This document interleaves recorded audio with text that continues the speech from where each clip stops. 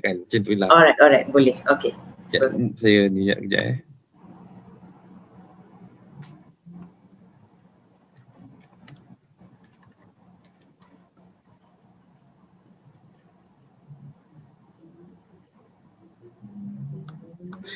Shall we start? Yes. Sekejap.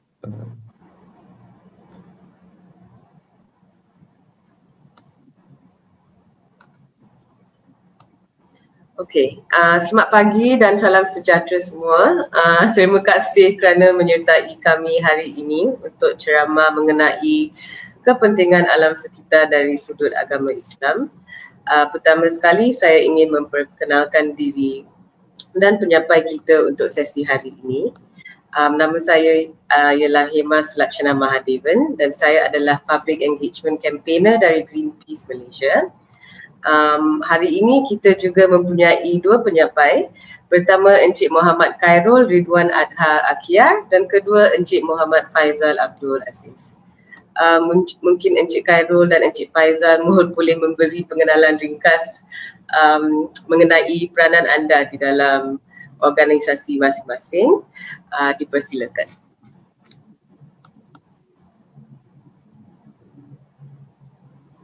Bismillahirrahmanirrahim. Assalamualaikum dan selamat sejahtera kepada semua pendengar. Saya biasa dipanggil Pak Wawan. Saya dalam GRAS sebagai timbalan Presiden GRAS, and usually saya punya task is more on education and training lah, content provider lebih kurang macam tu untuk especially dalam GRAS, terutamanya konten alam sekitar daripada sudut perspektif agama Islam lah. So far itulah, dan most of the time saya punya fokus sekarang ni lebih kepada nature school, sekolah alam, selain daripada menyediakan latihan-latihan bengkel dan konten.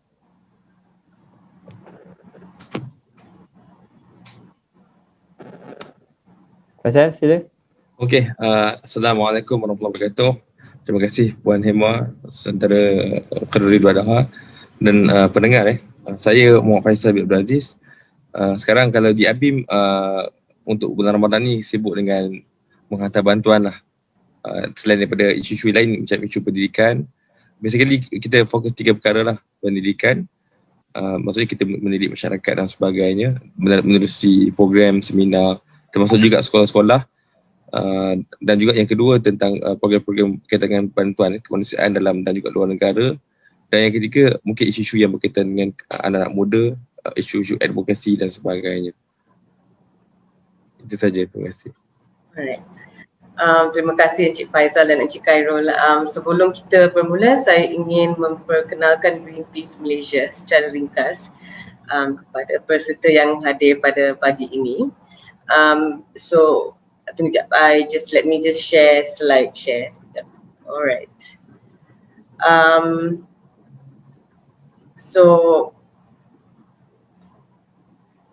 Greenpeace Malaysia adalah satu organisasi bebas yang berkempen untuk mengubah sikap dan tingkah laku terhadap perlindungan dan pemeliharaan alam sekitar. So office kita baru sikit lah, kita melancarkan pejabat di Kuala Lumpur pada tahun 2017, and ini adalah beberapa aktiviti yang telah dijalankan oleh Greenpeace Malaysia, melibatkan isu-isu seperti pencemaran plastik dan pembaziran makanan di landfills atau tempat pembuangan sampah. So kalau kita boleh tengok ni gambar on the top right, so yang tu volunteer kita dekat beach clean up lah. So that is all the plastik yang mereka telah mengumpul dari beaches from Malaysia, and so ini adalah satu daripada isu yang kita sedang bekerja lah tentang. Tanpa melengahkan masa, mari kita bermula dengan sesi soalan. Okey.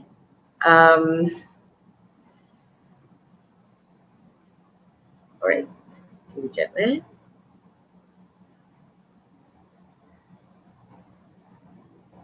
Okey, soalan pertama yang saya nak tanya ialah apakah untuk Encik Faizal, apakah pendirian Islam tentang kepentingan alam sekitar dan pemeliharaannya?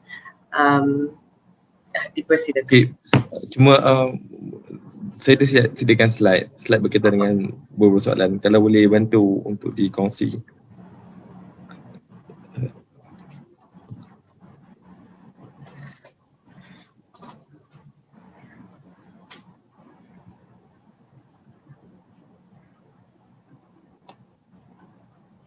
Atau saya yang share macam mana?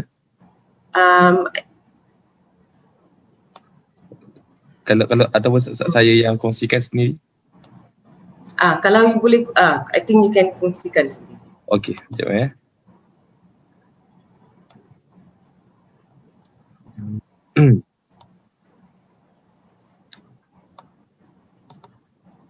Okey.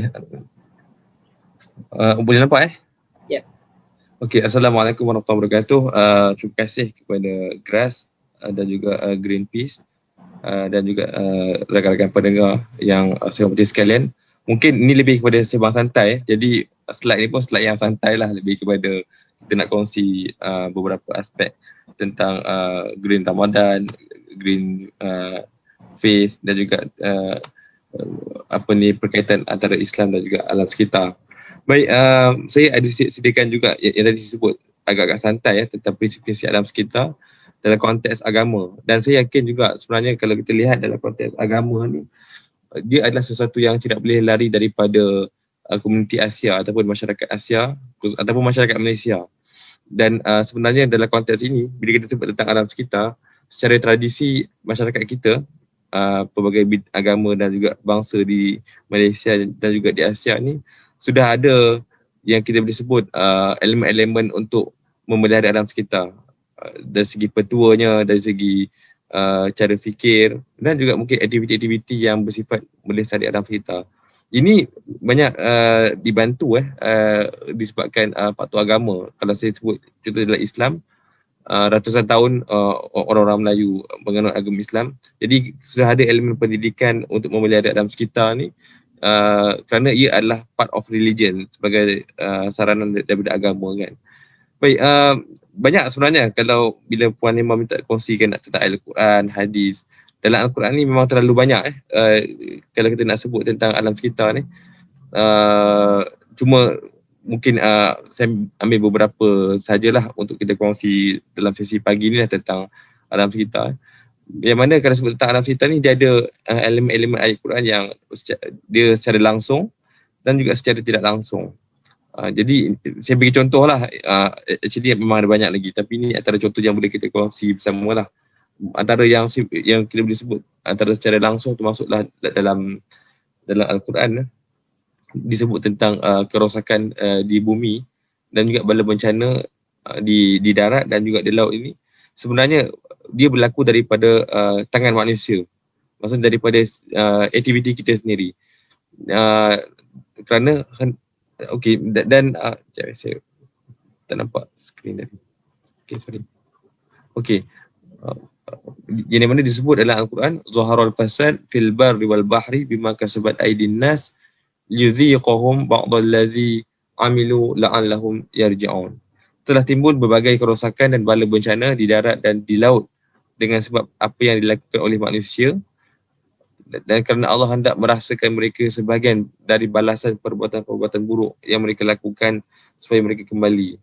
Jadi ini satu peringatan kalau kita sebut tentang banjir, bala-bala bencana, mungkin banyaklah bencana yang kita alami hari ini. Sebenarnya memang ada kaitan dengan apa yang kita buat, tangan-tangan manusia yang menyebabkan ataupun memberi sumbangan terhadap bala bencana yang berlaku kepada alam. Dan juga yang kedua, dalam Islam kita memahami bahawa manusia itu dia memegang amanah sebagai khalifah di muka bumi. Allah melantik manusia ini sebagai khalifah, maksudnya orang yang harus bertanggungjawab terhadap bukan hanya manusia tapi juga kepada haiwan, kepada pokok, kepada seluruh alam. Jadi ini tanggungjawab besar kita kan. Dan juga selain itu, kita nak kongsi hadis memandangkan hari ini ialah hari puasa yang ke-12. Ini hadis yang kita kongsikan oleh Nabi setiap hari pada bulan Ramadan. Yang mana ini antara contoh hadis Nabi SAW, jika berlaku kiamat dan pada tangan seseorang itu ada biji benih, maka hendaklah ditanam biji benih tersebut. Maksudnya ini spirit daripada hadis ni penting untuk kita memastikan kelestarian alam. Maksudnya walaupun contohnya besok nak berlaku kiamat lah kan, maksudnya besok nak berlaku bencana dan sebagainya, dan di tangan kita ada benih yang boleh memakmurkan bumi, maksudnya memberi sesuatu yang baik untuk bumi, maka buatlah yang terbaik kepada bumi. Walaupun biar besok nak kiamat, besok bumi nak hancur, tapi di tangan kita ada biji benih untuk kita tanam supaya bumi ni dapat subur, maka ambil tindakan, bertindak segera untuk memastikan kelestarian alam ni dapat dijagakan. Okey, dan juga yang ketiga dari segi governance, saya nak kongsi juga pada zaman Nabi Muhammad SAW ada yang disebut sebagai sanctuary ataupun satu kawasan di Madinah. Madinah ni di satu kawasan suci umat Islam di Saudi Arabia lah. Yang mana Nabi SAW dia sendiri waktu dia menjadi pemimpin, dia meletakkan satu kawasan yang disebut sebagai Al-Hima, sanctuary. Maksudnya kawasan ni kawasan yang memang harus ada konservasi, tidak boleh ditebang pokok, diharamkan untuk menebang pokok dan sebagainya. Jadi ini contoh bagaimana bila sebut tentang Islam, Islam dan alam sekitar, dia bukan hanya religion, dia bukan hanya teori-teori agama menyuruh buat kebaikan, tapi dia juga bersifat governance. Maksudnya bila you jadi pemimpin, you kena menggunakan kepimpinan politik itu untuk menjaga alam sekitar. Dan ini yang dibuat oleh Nabi.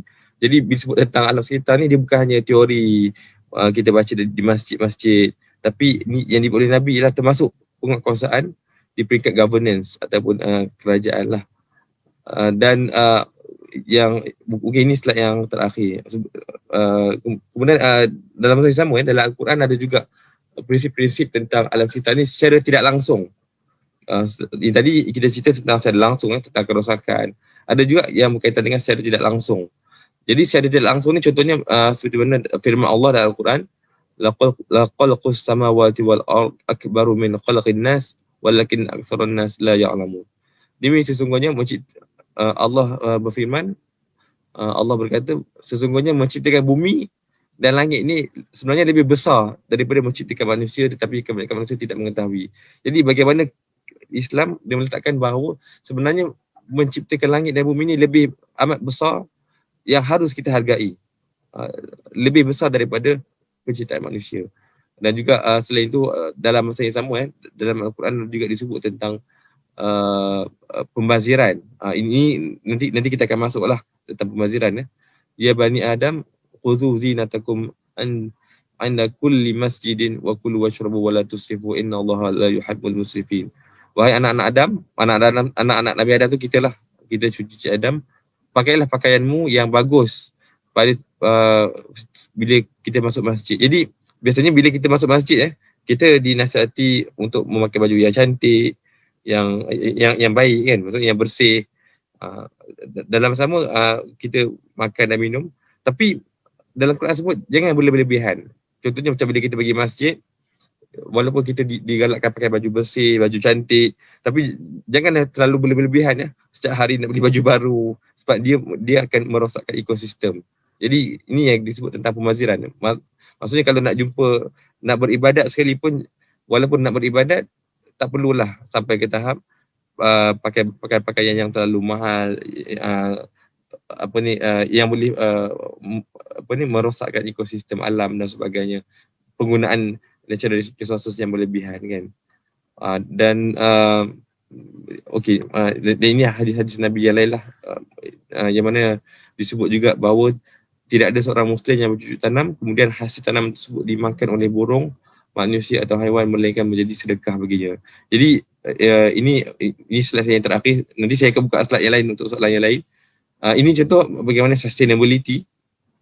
Kita berkongsi resources kita bukan hanya sesama manusia, tapi juga kita berkongsi resources kita juga dengan haiwan, dengan burung. Jadi contohnya bila kita tanam, dia bukan hanya untuk penggunaan manusia. Kita tanam pokok, Nabi Muhammad SAW dia menganjurkan bila kita tanam pokok tu bukan hanya untuk kita yang makan saja, tapi untuk juga kelestarian, sustainability, hidupan lain. Jadi inilah kita sebut tentang sharing, kita berkongsi. Alam ni adalah untuk kita berkongsi bersama kan. Jadi itu saja dulu kot. Jadi saya serah balik kepada Puan Hema. Terima kasih. Terima kasih Encik Faizal. So dari pendapat saya, like seorang yang yang bukan Muslim lah. So from apa yang saya dengar, tanggungjawab tu memang dekat individu dan kerajaan. Dan also kita kena live a life that is macam sederhana dan bukan like berlebihan. So because macam Encik Faizal kata tadi yang kita tak payahlah beli baju berlebihan atau yang terlalu mahal ke apa, because those are the industries yang kita panggil fast fashion, so thank you, terima kasih Encik Faizal untuk jawapan untuk soalan nombor 1. I think sekarang kita boleh pergi kepada soalan nombor 2, yang ni untuk Encik Khairul. Encik Khairul, mengapa ia penting bagi kita untuk memberi tumpuan kepada penjagaan alam sekitar, terutamanya pada bulan Ramadan? Baik, terima kasih kepada Puan Hema, barisan penggerak untuk talk ini, dan juga Greenpeace, Habib jugalah atas jemputan. Baik, pertamanya semua manusia, tak kira agama apa pun, dia ada agama ke, dia tak ada agama ke, tapi semua manusia, bumi lah satu-satunya tempat tinggal dia. Tak mungkin dia tinggal di bulan, tak mungkin dia tinggal di Marikh, tak mungkin walaupun ada cubaan lah, walaupun ada cubaan untuk meneroka dan sebagainya kan. Tetapi kalau dari sudut pandangan Islam dan juga beberapa agama lain, ialah bahawa manusia akan tinggal di bumi ini sehingga ke hari kiamat. Jadi nak tak nak, sebab hanya ada satu-satunya planet daripada banyak-banyak planet yang ada dalam sistem suria ini yang dihuni oleh manusia dan yang boleh dihuni oleh manusia. Jadi nak tak nak, siapa pun di atas muka bumi ini harus berusaha untuk menjaga bumi ini dan surrounding dia, sekitarnya. Macam kita jaga duduk di rumah, kita tak jaga bilik kita saja, tapi kita jaga keseluruhan kawasan di rumah kita, termasuk di luar bilik air dan sebagainya. Jadi bila kita faham, melihat daripada sudut itu, dalam faham kita, terutamanya dari sudut pandang agama, manusia itu diciptakan oleh Tuhan. Dan kalau dulu dalam Islam, manusia diciptakan dengan 2 tanggungjawab. Pertama, tanggungjawab sebagai hamba, iaitu pengabdi kepada Tuhannya, yang dah menciptakan kita, Tuhan, maka kita kena serve Tuhan kita. Kemudian yang kedua ialah tanggungjawab sebagai khalifah. Tadi dia sebutkan oleh Encik Faizal berkenaan dengan khalifah. Khalifah itu maksudnya vicegerent, orang yang, kalau dalam bahasa Arab, khalifah tu maksudnya wakil Tuhan di atas muka bumi. Sebab itu tadi ayat tadi tu, aku hendak jadikan khalifah di atas muka bumi, wakil daripada Tuhan di atas muka bumi. Apabila kita sebut sebagai wakil, faham kita sebagai khalifah, wakil, maka kita kena melaksanakan apa sahaja perintah daripada Tuhan untuk dilaksanakan di atas muka bumi. Jadi tak mungkin Tuhan hendakkan kerosakan di atas muka bumi. Kan? Tuhan dah cipta bumi cantik-cantik, tiba-tiba Tuhan nak hancurkan bumi ni, tak mungkin. Jadi tanggungjawab kita sebagai manusia yang baik,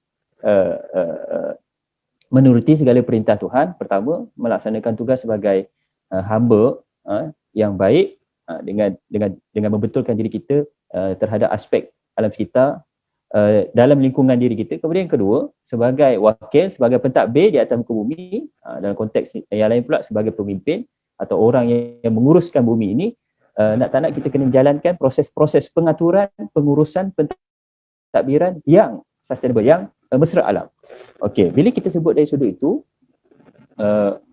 ia adalah proses pengabdian, ibadah. Okey, kalau dalam Islam dipanggil ibadah, pengabdian. Jadi berkaitan dengan bulan puasa. Kita tahu surah Al-Baqarah ayat 183 itu disuruh manusia, orang beriman ini untuk berpuasa supaya mendapat takwa. Jadi puasa itu ibadah khusus untuk mencapai ketakwaan. Takwa itu maksudnya dalam bahasa yang mudah ialah berjaga-jaga, memelihara. Badi asal daripada perkataan ku, iaitu maksudnya berjaga atau memelihara. Apabila kita faham konteks itu, maksudnya berhati-hati. Jadi ibadah ni dia ada dua, satu ibadah umum, satu lagi ibadah khusus. Jadi puasa salah satu ibadah khusus yang maksudnya ada dia punya cara dia, ada dia punya guideline dia, ada dia begitu begini dan sebagainya. Ibadah umum ni apa-apa yang baik yang mendatangkan manfaat. Okey. Jadi ada dalam beberapa ayat Al-Quran juga sebenarnya disebutkan tentang orang-orang disuruh untuk bertakwa, sebab kini kita nak kaitkan tujuan berpuasa tadi untuk mendapatkan takwa. Disuruh, jadi ada beberapa ayat yang lain dalam Al-Quran menyebut bahawa la tufsidu, jangan melakukan kerosakan, itu sangat berkait dengan takwa. Ada beberapa tapi salah satu ada dua. Pertama surah Al-Baqarah ayat 204 hingga 206 yang menyebutkan tentang seorang yang hatinya berpura-pura apabila tidak berada di hadapan Nabi, dalam konteks itu berhadapan orang, dia melakukan kerosakan. Bila disuruh bertakwa, dia tak mahu. Dia terus melakukan perbuatan dosa dan melakukan kerosakan kepada tanaman, melakukan kerosakan kepada ternakan. Jadi perkataan ataupun istilah takwa tu berjaga-jaga itu merangkumi proses kita memelihara alam sekitar tu tadi. Ini kaitannya dengan bulan Ramadan. Jadi nak tak nak, sepatutnya bila bulan Ramadan ni orang jadi lagi aware dan jadi lebih sensitif atau lebih peka, lebih berhati-hati dalam setiap perbuatan setiap hari. Sebab itulah tuntutan puasa pun sebenarnya, untuk kita be mindful, maknanya penuh dengan fikiran kita, berhati-hati memikirkan setiap tindakan kita, mindful of our act, mindful of our waste, mindful of our use of resource dan sebagainya, dan banyak lagi. Supaya bila sebut tadi tentang ibadah ini dia ada dua, satu khusus dan umum. Tapi kalau kita cuma melaksanakan khusus ini saja kan, tapi tidak melaksanakan umum, jadi martabat ataupun the degree of the ibadah itu tidak sampai kepada tahap yang tinggi. Sebab apa? Contohnya, bila kita berpuasa, contoh kita bersolat, kita berpuasa, tetapi kita tidak memikirkan, kita berpuasa contohnya, contohnya kita berpuasa, tetapi kita buang sampah merata-rata. Sempurna tak puasa kita? Tak sempurna. Dia tidak mencapai satu tahap yang tinggi lah. Kan? Walaupun cuma penjagaan alam sekitar ini cuma ibadah umum, dia tidak ada spesifik macam mana, kan? Tapi ia melengkapkan, menyempurnakan ibadah khusus itu tadi. Termasuklah ibadah khusus yang lain, haji, solat dan sebagainya, kan? Banyak lagi. Even dalam agama lain pun ada ibadah-ibadah khusus, tetapi juga mesti kita consider tentang ibadah-ibadah umum ni tadi, dia memperlengkapkan. Cantik. Kalau tak dia akan jadi pertembungan. Contohnya, bila kita berpuasa, itu satu perkara kebaikan. Tetapi bila kita membazir atau kita melakukan membuang sampah merata-rata, itu perbuatan dosa. Tak mungkin satu ibadah yang suci bercampur dengan satu perbuatan yang kotor, yang tak elok, kan? Jadi ini tidak boleh diterima lah dalam usaha kita menjadi manusia yang lebih baik. Usaha kita untuk menjadi hamba yang bertakwa tadi itu, yang betul-betul rapat dengan Tuhan, supaya mencapai tahap yang baiklah, maknanya menghasilkan manusia yang betul-betul menjaga alam sekitar. Dan itulah seperti mana tadi disebutkan, nak Ramadan ni harus menjadi titik tolak betul, penting bagi umat Islam terutamanya, untuk mengambil kira dan betul-betul kita mengubah cara hidup kita ke arah yang lebih sustainable, yang lebih lestari, yang lebih mindful of environment. Supaya sebab dalam kita tengok dalam surah Al-Kahfi, awal-awal ayat ada disebutkan tentang bumi ini dijadikan indah untuk menguji mereka yang ahsanu amala, mereka yang amalan yang terbaik. Tapi di hujung ayat, di hujung surah, di hujung chapter surah Al-Kahfi ni, Tuhan memberi amaran kepada bahawa Allah, Tuhan kata, Allah kata, hendak tak kamu tahu siapa yang orang yang rugi perbuatannya, amalannya, iaitu mereka yang fikirkan istilahnya ialah akhsarina a'mala, iaitu perbuatan yang sia-sia, yang mereka sangkakan mereka dah buat terbaik tetapi sebenarnya mereka mengingkari ayat-ayat Tuhan. Ayat-ayat Tuhan itu termasuklah tadi perintah untuk menjaga alam sekitar. Jadi kita sangka kita dah buat bagus, kita sangka kita puasa dah betul-betul, tapi akhirnya kita tak kita membazir makanan contohnya, kita membuang sampah dan sebagainya kan. Jadi dia macam tadilah cakap, akhirnya perbuatan ini membatalkan amalan tadi yang bagus dah puasa kan, ialah tak makan, tak minum dan sebagainya, tetapi ada something di sebalik itu yang membatalkan kita punya keberkatan, darjat puasa gitu tu tadi. Alright, terima kasih Encik Khairul. I think it's important untuk kita realise dalam apa-apa kita buat, kita kena buat dengan sepenuh hatinya. Tak boleh buat half-heartedly, atau tak boleh buat macam like setengah, macam kata tadi, setengah buat okey tapi setengah tu tabiat buruk masuk. So I think ini some of the values that kita boleh gunakan untuk like pada hari-hari, bukan untuk saja untuk hari Ramadan, untuk bulan Ramadan, tapi dalam our life, on a daily basis. Terima kasih Encik Khairul. Encik Faizal, adakah bulan Ramadan adalah masa yang tepat untuk mula membuat perubahan pada diri sendiri dari segi penjagaan alam sekitar? Okay, baik ya. Okey, baik. Ada kaitan dengan slide yang saya kongsikan juga.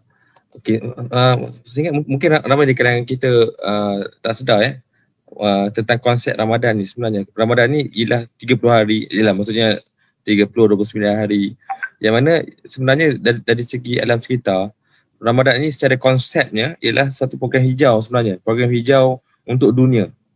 Kalau kita lihat contohnya, yang pertama bila kita berpuasa di siang hari, air tidak digunakan untuk minum oleh anggaran 1 bilion manusia. Ini kita letak sebagai anggaran lah. Maksudnya sebab kita pun ada juga kanak-kanak yang berpuasa, latih puasa dan sebagainya kan, dalam tempoh yang anggaran juga 14 jam.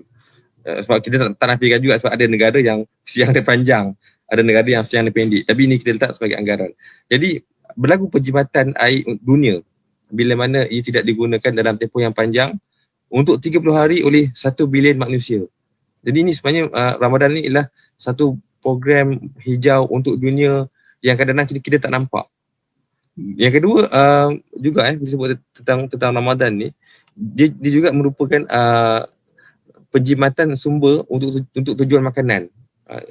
Di siang hari kita tak makan. Jadi bila kita tak makan, orang tak masak di siang hari. Jadi penjimatan dari segi resources, binatang, haiwan, pokok-pokok tu juga berlaku kerana apa? Kerana dalam tempoh yang di siang hari ini dijimatkan kerana 1 bilion manusia tidak consume ataupun tidak makan.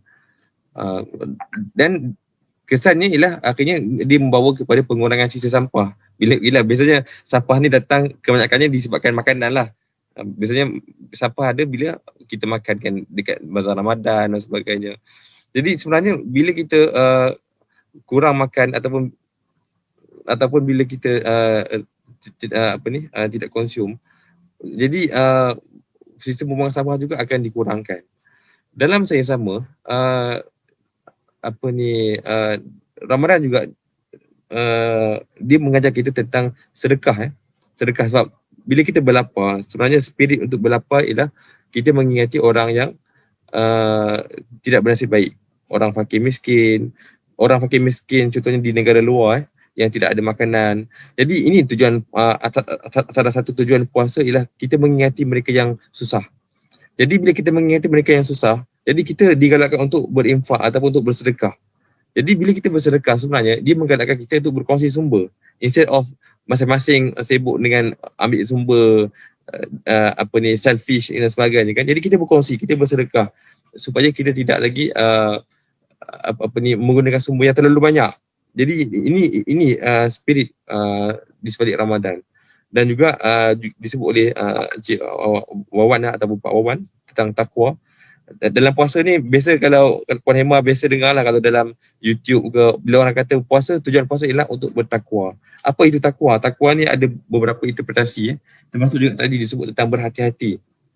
Kita berhati-hati untuk membuat satu perkara supaya kita tidak terjerumus dalam membuat kesalahan. Kita berhati-hati. Dalam sama takwa ni juga dia sebenarnya dia mengajar kita integriti. Maksudnya kita buat sesuatu tu walaupun orang tak melihat kita, tapi kita kena buat juga. Dalam setiap masa sebab puasa ni kita tidak makan. Ni saya bagi contoh lah, contoh santai Kalau semayang tu orang nampak kita semayang, orang nampak kita tak semayang. Jadi kita kena berlakon semayang. Tapi puasa ni kita tidak boleh berlakon sebab hanya Tuhan yang tahu kita berpuasa. Kadang-kadang mungkin kalau budak-budak sekolah dulu dia pergi makan dekat toilet, bila dia keluar cikgu tanya puasa, dia kata dia puasa sebab tak ada orang nampak dia puasa. Jadi puasa ni dia mengajar rasa integriti, membuat sesuatu yang baik setiap masa.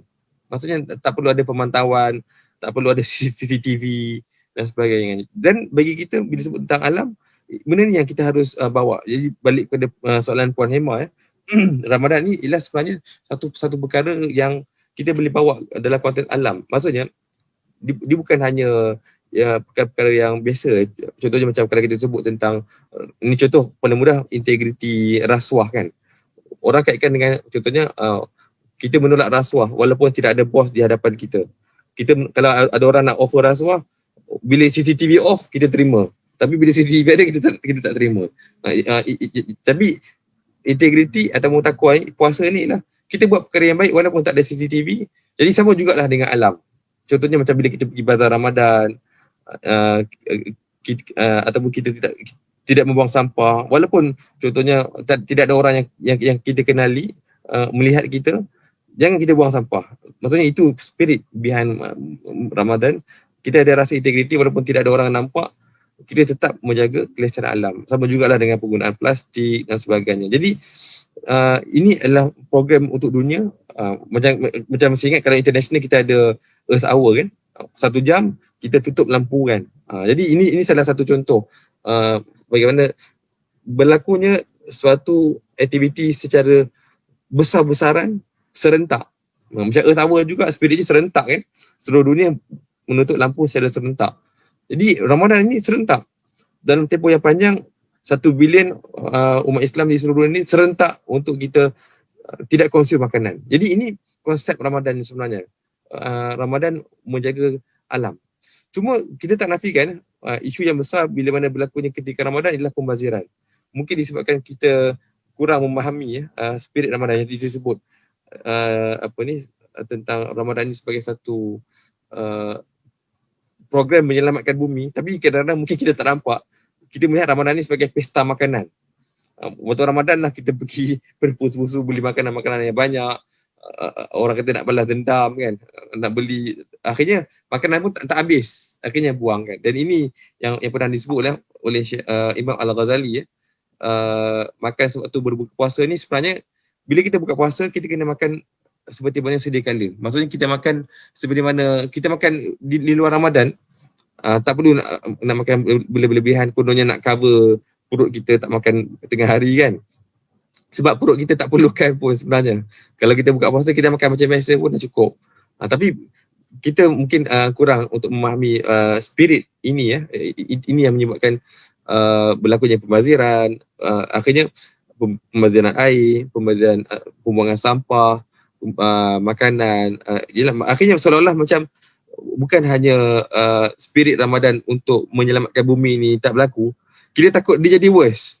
Bulan Ramadan ni lagi banyak pula sumber alam ni digunakan sebab demand terlalu banyak orang nak makan banyak dan sebagainya, beli macam-macam. Jadi ini yang kita khawatirkan jadi sama juga kalau sebut tentang air, ini contoh dalam peribadatan bila sebut tentang ibadat, puasa dan sebagainya, dia ada kaitan juga dengan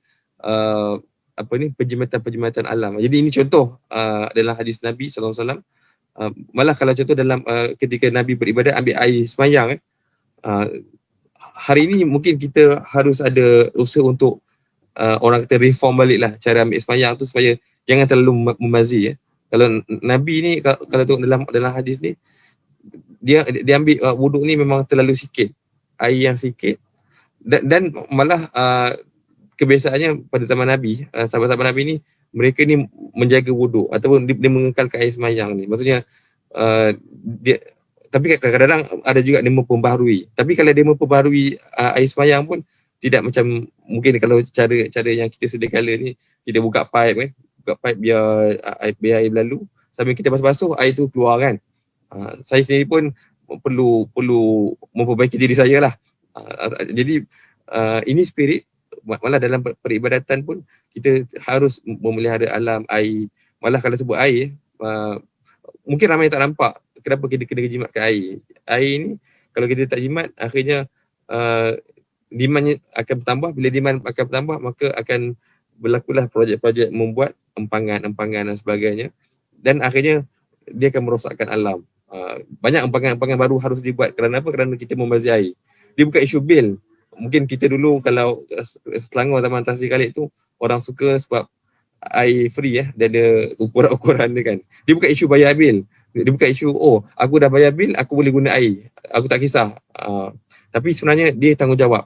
Bukan hanya tanggungjawab kita kepada air Selangor, tapi tanggungjawab kita kepada alam. Kita harus tidak membazir kan. Okey, baik. Jadi itu yang boleh saya kongsi. Harus kita faham, khususnya umat Islam dan juga masyarakat dunia, Ramadan ini bukan tempat untuk kita berpesta dari segi pembaziran, sebab yang tadi saya sebut, benda yang paling penting yang mana sebenarnya inilah projek ataupun program yang terbaik sebenarnya untuk kita memastikan bahawa dunia ini dapat diselamatkan untuk 30 hari. Dan spirit Ramadan juga sebelum saya akhir, spirit Ramadan ni bukan hanya untuk Ramadan, tapi ia harus untuk diteruskan selepas Ramadan. Jadi dengan spirit ini kita tidak membazir, mampu untuk melatih kita untuk menyelamatkan dunia walaupun kita berada di luar Ramadan. Terima kasih. Saya stop share. Terima kasih Encik Faizal. Okey, seterusnya soalan nombor 4 untuk Encik Khairul. Plastik mencemarkan alam sekitar dan juga mengancam kelestarian hidupan di bumi. So adakah terdapat apa-apa dalam ajaran Islam yang boleh digunakan sebagai petunjuk tentang isu penggunaan plastik pakai buang isu penggunaan plastik pakai buang secara berlebihan? Okay, baik, terima kasih. Bila cerita tentang plastik ni, mungkin saya bawakan satu gambaran. Tuhan menciptakan alam, tidak ada yang sia-sia. Sebab itu dalam surah Ali Imran, golongan ulul albab ni golongan yang berfikir, dan golongan ulul albab ialah golongan yang mengingati Tuhan dan juga berfikir tentang kejadian alam. Dan akhirnya golongan ulul albab ni menyebut Rabbana ma khalaqta hadza batilan subhanaka faqina azabana. Maha suci engkau Tuhan menciptakan segala ini yang tidak sia-sia, maka lindungilah kami kami berlindung daripada neraka, azab api neraka. Jadi bila kelompok ulul albab ni dia melihat tidak ada perkara yang sia-sia di alam ni, tidak ada yang sia-sia. Sia-sia dalam arti kata maksudnya semuanya memberi manfaat. Juga sia-sia maksudnya benda itu akhirnya menjadi perkara yang buruk. Okey, satu perkara yang kita mesti faham ialah apabila Tuhan menciptakan alam di atas muka bumi ni, semua yang Tuhan ciptakan akhirnya hancur semula. Termasuklah manusia pun, kita pun. Tuhan ciptakan pokok tu kemudiannya kering, hancur, jadi kompos, degraded, terosot, hancur. Dipusing balik. Semua benda di atas muka bumi ini, batu ke, air ke, apa ke, semua elemen di atas muka bumi ini Tuhan ciptakan ataupun benda itu terhasil, kemudian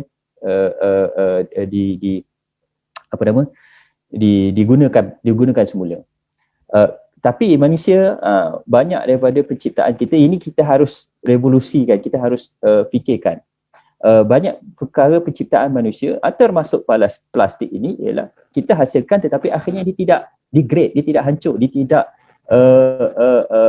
boleh masuk ke dalam elemen-elemen lain untuk diguna pakai semula kan. Recycle tu cuma sebahagian, bukan semua plastik pun boleh recycle kan. Dan ini juga sebenarnya konsep recycle yang konsep yang banyak disalah faham oleh kita sebenarnya, yang kita kena rewrite dia punya naratif dia tentang recycle ni. Okey, jadi berbalik kepada single plastik, dia tak petunjuk. Petunjuk tadi yang umum tadi ialah kerosakan di atas muka bumi dan juga larangan. Itu petunjuk umum lah daripada melakukan kerosakan di atas muka bumi. Sebab kita faham impact daripada chain reaction ataupun feedback loop daripada plastik ni sangat banyak. Kita dah tengok apa berlaku kepada haiwan, kita dah tengok apa berlaku kepada tanah kita dah tengok apa berlaku kepada even manusia sekalipun dah ada mikroplastik yang ada dalam badan manusia kan. Sebabkan daripada pemakanan-pemakanan kita yang datang daripada haiwan. Itu satu. Tapi dia mesti difahami juga, jangan melakukan kerosakan, mesti difahami juga dengan konsep mizan, iaitu konsep keseimbangan. Sebab dalam surah Ar-Rahman Tuhan ceritakan Tuhan ciptakan alam, Tuhan ciptakan langit, Tuhan ciptakan bumi dan beberapa lagi dengan keseimbangan. Jadi keseimbangan ini mesti dijaga.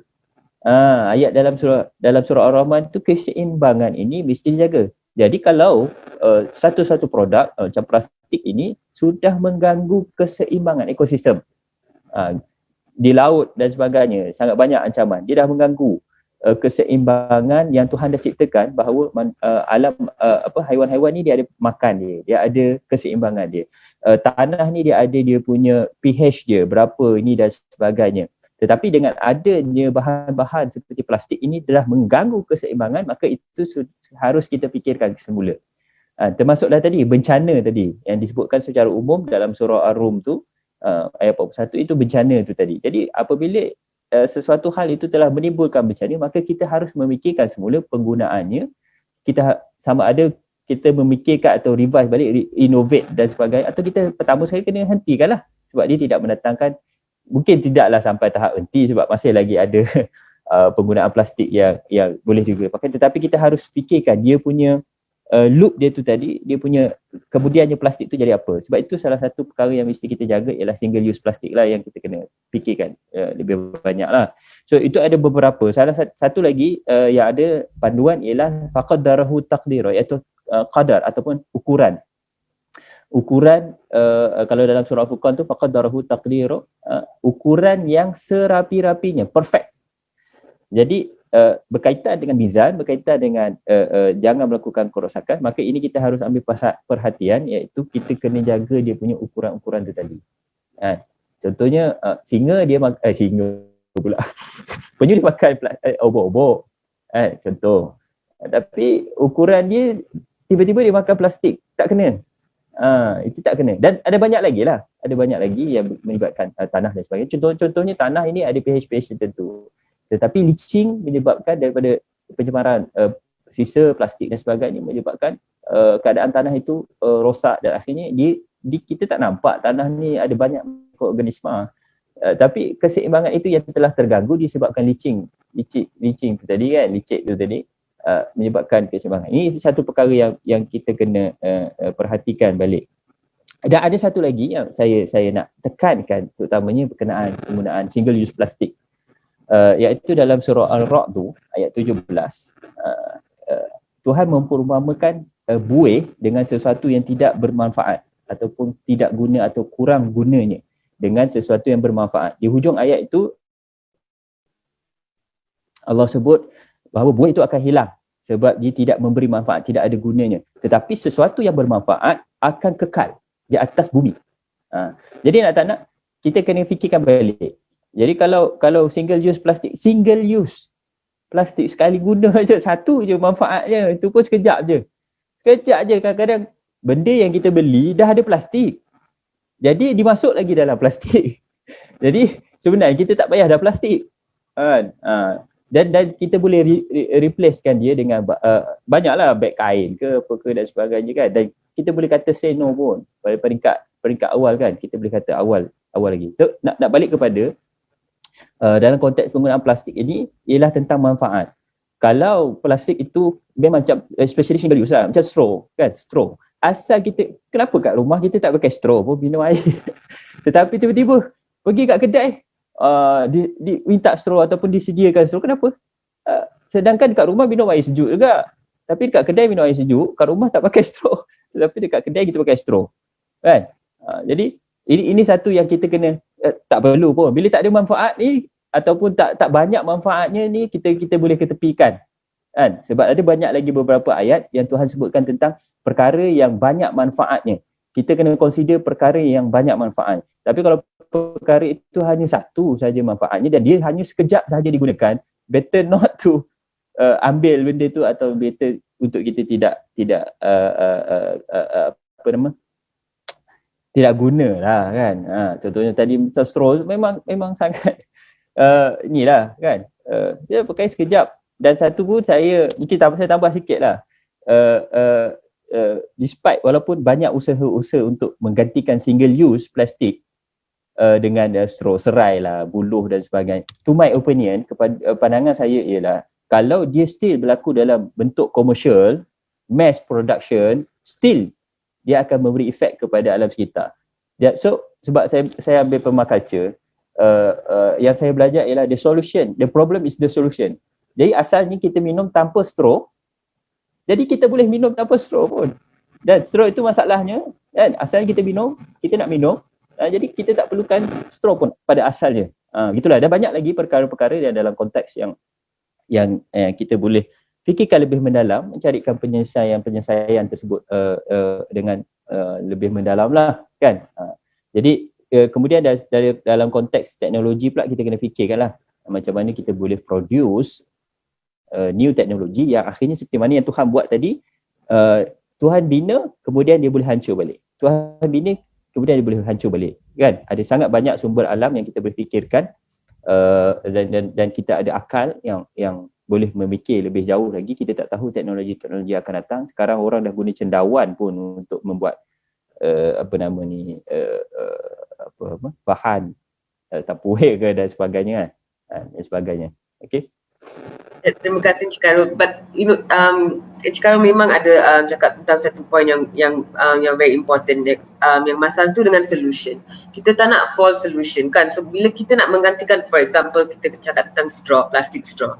Tapi bila kita menggantikan dengan plastic straw dengan straw kertas, straw tu masih digunakan atau diperbuat daripada kertas. So like there's no proper solution. Kalau you kata nak tukar dari maybe plastic straw ke mungkin the metal straw, okay, mungkin it's okay because yang tu sustainable, you boleh guna untuk bertahun-tahun, you know. Dia tak boleh like there's no apa ni kita nak cakap, there's no cutting down of trees macam let's just say, you know. So yeah, kita yang sebagai pengguna kita kena memperhatikan, or like kena just be careful of the solutions that we practice. So that is what I want to say. Terima kasih Encik Khairul. Okay, Encik Faizal, bagaimanakah tabiat pembaziran makanan berlebihan bertentangan dengan konsep-konsep yang diterangkan? I understand kita ada 10 minit lagi je. So like secara ringkas lah, kalau Encik Faizal boleh explain, bagus. Okay, baik. Saya nak kongsi, maaflah saya ada slide pula kan. Okay, saya nak kongsi satu perkara tentang kesederhanaan Nabi sini. Dan malah kita dalam Islam kita selalu sebut tentang Nabi ni orang yang bersederhana, yang tidak bermewah. Ini contoh hadis yang pernah ditanya oleh seorang sahabat Nabi. Dia tanya kepada Aisyah. Aisyah ini ialah isteri Nabi. Pernahkah Nabi SAW membuat kerja rumah? Aisyah kata ya, Nabi membaiki selipernya, menjahit baju dan melakukan kerja-kerja rumah lah. Maksudnya ini biasanya akan digunakan oleh isteri lah. Kalau suami tak buat kerja rumah, jadi ini hadis menunjukkan bahawa Nabi pun buat kerja rumah kan. Tapi ada 3 perkara yang diambil dalam buku Profesor Zaini Ujang. Iaitu yang pertama, Nabi ini memang bersederhana. Maksudnya tidak bermewah, macam yang kita sebutlah, tidak membazir. dan yang kedua, Nabi menggunakan sebaiknya sumber yang ada. Maksudnya kalau masih okey, maksudnya sumber yang ada tu okey, teruskan tanpa perlu untuk kita nak beli baru dan sebagainya, dan juga tidak bermewah-mewah lah. Memang itulah kehidupan Nabi. Tidak perlu sesuatu yang terlalu bermewah untuk kita untuk kita hidup. Dan juga ni saya ikut juga daripada satu website tentang makan. Juga tadi ditanya tentang Abu Mazi memang dalam Islam ni disiplin makan ni memang amat penting. Tapi kadang-kadang mungkin kita kurang memberi penekanan. Ini banyak adalah hadis Nabi. Contohnya banyak ada hadis Nabi yang sebut bahawa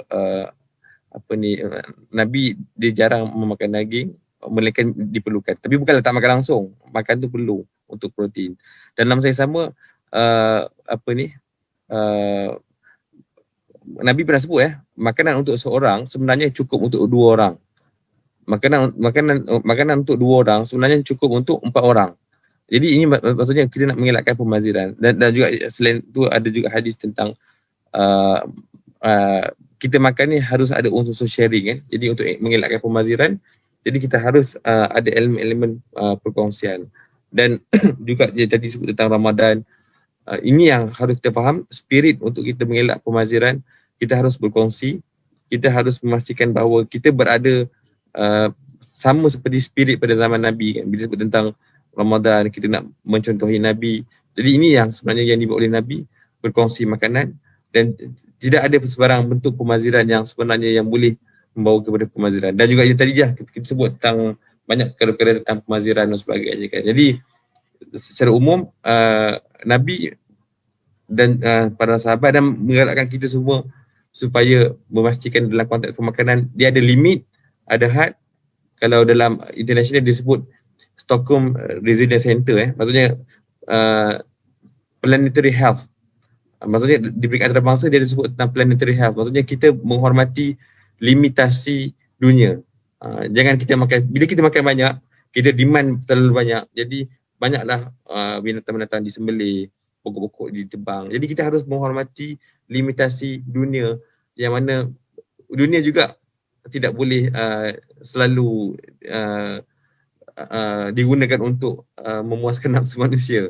Jadi kita harus faham balance, itu disebut tentang balance. Jadi bila kita makan, bukan tak boleh makan langsung, kita boleh makan, tapi makan dengan had, kita menghormati limitasi yang dikeluarkan oleh dunia. Itu saja, terima kasih. Terima kasih Encik Faizal. Ya, I think memang important untuk kita jaga-jaga dengan apa-apa kita buat lah. Kita kena buat dengan sederhana, like live a sederhana life. I think agama Islam, that is one of the main concept of agama Islam, untuk to live a well-balanced life yang sederhana, yang tidak berlebihan, especially you boleh tengok konsep tu come to life during bulan Ramadan. Okay, terima kasih Encik Faizal. Untuk Encik Khairul, apakah petua-petua yang boleh dilakukan oleh pendengar di rumah pada bulan Ramadan yang boleh memberi kesan positif terhadap alam sekitar? Mungkin organisasi Encik Khairul telah melihat perubahan yang dilakukan oleh beberapa komuniti yang boleh dikongsi. Okey, baik, terima kasih. Sebelum saya pergi kepada beberapa petua, saya kongsikan salah satu daripada pengalaman kami lah bersama dengan beberapa komuniti. Salah satunya daripada JMP Green Mahalah Project yang kita usahakan bersama di IIUM Kuantan, yang mana melalui Green Mahalah Project ni akhirnya mereka berjaya membuatkan seluruh kafe di dalam universiti tersebut menggunakan bekas yang mesra alam, degradable container, dan juga mereka juga berjaya apabila ada event-event besar, mereka berjaya membuat mendapatkan persetujuan kepada penggerai-penggerai kan, untuk menggunakan juga biodegradable punya container. Itu satu kejayaan yang sangat besar lah, dan sekarang ni mereka masih lagi continue. Dan kita juga saya berada di Terengganu, dan kita di sini ingat ada juga walaupun usahanya mungkin kecil, usaha-usaha untuk menggunakan mangkuk tingkat. Kalau di tengah ni panggil tenor. Dan juga kita tengok adik sekolah hari tu dah viral menggunakan mangkuk tingkat kan. Ini satu perkara yang kita kena kembalikan balik. Dan juga di Selangor pun kita dah tengok, dah ada beberapa kempen beberapa tahun dahulu, kita dah sebelum Covid lah, kita dah kempenkan untuk penggunaan mangkuk tingkat sebagai penggunaan kontainer menggantikan plastik-plastik atau styrofoam dan sebagainya yang bekas digunakan untuk beli di bazar-bazar Ramadan. Itu satu kejayaan lah. Tetapi kita kena usahakan balik kan. Satu lagi perkara kita kena tukar kita punya pandangan tentang mangkuk tingkat ni ialah kita kena lihat dia sebagai kita punya nilai, dia ada nilai sejarah. Itulah jati diri kita. Jati diri masyarakat kita ni mangkuk tingkat. Kalau dulu culture yang tu. Yes, culture. Dia culture kita kena bangga. Ini mangkuk tingkat. Yang kita boleh bawa ke mana-mana. Dalam satu bekas tu kita boleh dapat the whole menu untuk kita buka puasa contohnya, ataupun the whole menu untuk kita makan tengah hari, sarapan ke apa dan sebagainya kan. Itu mangkuk tingkat. Itu culture kita. Itu jati diri kita, masyarakat kita. So, kita kena bangga dengan penggunaan mangkuk tingkat ni lah, especially yang besi yang lama tu. Itu memang autentik. Itulah orang India selalu pakai yang besi punya. Yes, betul. Dan itu pun sebenarnya adalah satu option yang lebih baik berbandingkan kita menggunakan yang plastik pun kan, untuk kita reducekan penggunaan plastik. Tak kisahlah jelama mahal ke jelama murah ke, tapi itu salah satulah daripada yang boleh ni. Berbalik kepada petua tadi, kalau dalam GRAS kita mencadangkan dua untuk mencapai kesejahteraan atau kemakmuran inilah, tak kira di mana, di rumah ke, di sekolah ke, ataupun di dalam komuniti kita, ialah pertama sekali memahami pesan agama dengan baik, menjalani pesan agama dengan baik. Maknanya apa-apa saja yang Tuhan sebut dalam ataupun Nabi sebut di dalam Al-Quran atau hadis,